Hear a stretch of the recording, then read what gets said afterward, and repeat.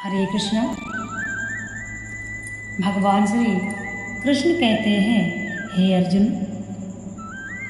काम क्रोध से रहित जीते हुए चित्त वाले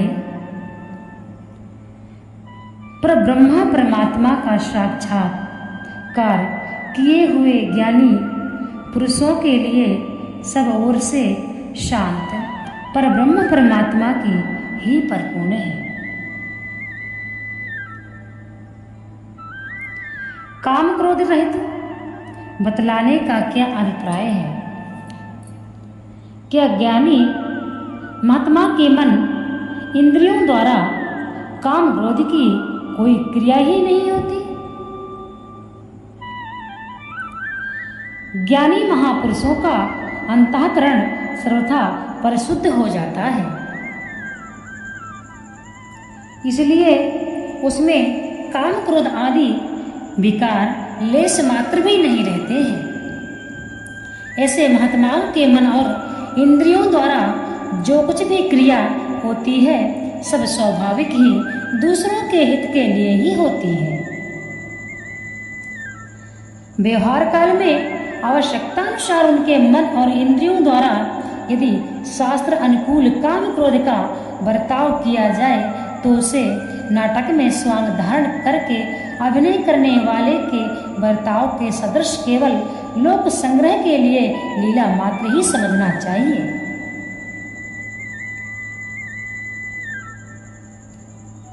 यहाँ भगवान ने यदि शब्द का अर्थ क्या बतलाया है? मल विक्षेप और आवरण ये तीन दोष ज्ञान में महान प्रतिबद्ध रूप होते हैं। इन तीनों दोषों का सर्वथा अभाव ज्ञानी में ही होता है।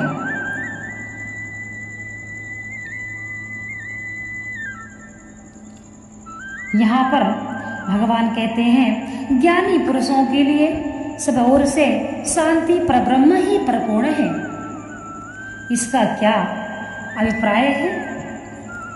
परमात्मा को प्राप्त ज्ञानी महापुरुष के अनुभव में ऊपर नीचे बाहर भीतर यहाँ वहाँ सर्वत्र नित्य निरंतर एक विज्ञान नंद घन परम ब्रह्म परमात्मा ही विद्यमान है।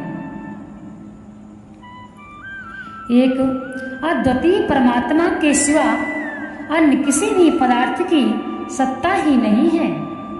इसी अभिप्राय से कहा गया है कि उनके लिए सभी ओर से परमात्मा ही परिपूर्ण है। समस्त जगत में सर्वव्याप्त ईश्वर ही परिपूर्ण है। कर्मयोग और सांख्य योग दोनों साधनों द्वारा परमात्मा की प्राप्ति और परमात्मा का प्राप्त महापुरुषों के लक्षण कहे गए हैं। उक्त दोनों ही प्रकार के साधकों के लिए वैराग्य पूर्वक मन इंद्रियों को वश में करके ध्यान योग का साधन करना उपयोगी है। अतः संक्षेप में फल सहित ध्यान योग का वर्णन करते हैं। बाहर के विषय भोगों को ना चिंतन करता हुआ बाहर निकालकर और नेत्रों की दृष्टि को भ्रगट के बीच में स्थित करके तथा नासिका में विचरने वाले प्राण और अपान वायु को सम करके जिसकी इंद्रियां मन और बुद्धि जीती हुई है, ऐसा जो मोक्ष परायण मुनि इच्छा भय और क्रोध से रहित हो गया है वह सदा मुक्त ही है। बाहर के विषयों को बाहर निकालने का क्या अभिप्राय है? समझने का विषय है।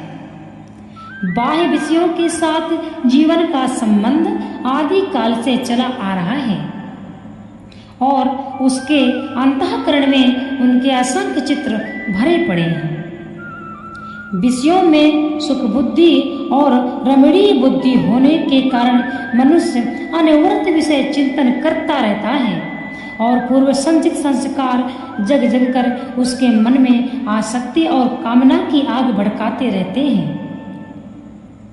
इसीलिए किसी भी समय उसका चित्त शांत नहीं हो पाता, यहाँ तक कि वह कभी ऊपर से विषयों का त्याग करके एकांत देश में ध्यान करने को बैठता है तो उस समय भी विषयों के संस्कार उसका पिंड नहीं छोड़ते। इसीलिए वह परमात्मा का ध्यान नहीं कर पाता। इसमें प्रधान कारण है निरंतर होने वाला विषय चिंतन, और यह विषय चिंतन तब तक बंद नहीं होता जब तक विषयों में सुख बुद्धि बनी है। इसलिए यहाँ भगवान कहते हैं कि विवेक और वैराग्य के बल से संपूर्ण बाह्य विषयों को क्षणभंगुर अनंत दुखमय और दुखों के कारण समझकर उनके संस्कार रूप समस्त चित्रों का अंतःकरण से निकाल देना चाहिए। उनकी स्मृति को सर्वथा नष्ट कर देना चाहिए, तभी चित्त सुस्थिर और प्रशांत होता। नेत्रों की दृष्टि को घृघट के बीच में लगाने का क्या तात्पर्य है? ऐसा भगवान क्यों कहते हैं? नेत्रों के द्वारा चारों ओर देखते रहने से तो ध्यान में स्वाभाविक ही विघ्न विक्षेप होता है, और उन्हें बंद कर लेने से आलस्य और निद्रा के वश हो जाने का भय है। इसीलिए ऐसा कहा गया है। इसके सिवा योग शास्त्र संबंधी कारण भी है। कहते हैं कि भ्रुकुटी के मध्य में दल आज्ञा चक्र है, इसके समीप ही सप्त कोश है, उनमें अंतिम कोश का नाम उन्मनी है। वहां पहुंच जाने पर जीव की पुनरावृत्ति नहीं होती, इसलिए योगी गण आज्ञा चक्र में दृष्टि स्थिर किया करते थे, आज भी करते हैं।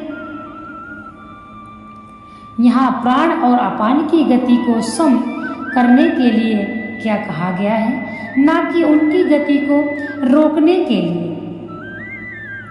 प्राण और अपान को सम करना क्या है और उनको किस प्रकार सम करना चाहिए? प्राण और अपान की स्वाभाविक गति विषम है। कभी तो वे वाम नासिका में विचरते हैं और कभी दक्षिण नासिका में वाम में चलने को होते हैं। इधर नाड़ी में चलना और दक्षिण में चलने को पिंगला में चलना कहते हैं। ऐसी अवस्था में मनुष्य का चित्त चंचल रहता है। इस प्रकार विषम भाव से विचरने वाले प्राण और अपान की गति को दोनों नासिकाओं में समान भाव से कर देना, उनको सम करना है। यही उनका सुषुम्ना में चलना है। सुषुम्ना नाड़ी पर चलते समय और प्राण और अपान की गति बहुत ही सूक्ष्म और शांत रहती है। तब मन की चंचलता और अशांति अपने आप ही नष्ट हो जाती है और सहज ही परमात्मा में ध्यान लग जाता है।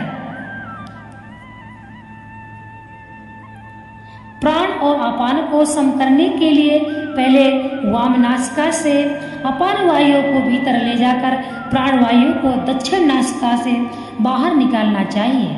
फिर अपान वायु को दक्षिण नासिका से भीतर ले जाकर प्राण वायु को वाम नासिका से बाहर निकालना चाहिए। इस प्रकार और अपान के सम करने का अभ्यास करते समय परमात्मा के नाम का जप करते रहना तथा वायु को बाहर निकालने और भीतर ले जाने में ठीक बराबर समय लगाना चाहिए और उनकी गति को समान और सूक्ष्म करते रहना चाहिए।